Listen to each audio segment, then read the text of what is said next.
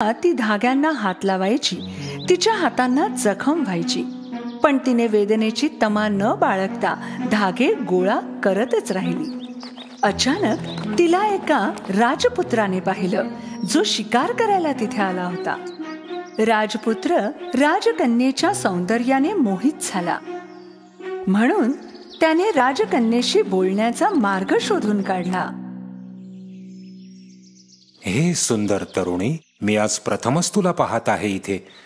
तुझ्या हाताने हे टोचणारे धागे का गोळा करीत आहेस? ती तिचं गुपित कोणाला सांगू शकत नव्हती, त्यामुळे राजकन्या याचं उत्तर देऊ शकली नाही.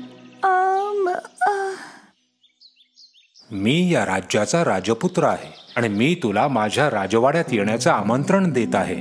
राजकन्येने आमंत्रणाचा स्वीकार केला, कारण तिला वाटलं की ती राजवाड्यात जास्त सुरक्षित राहू शकेल आणि अशा प्रकारे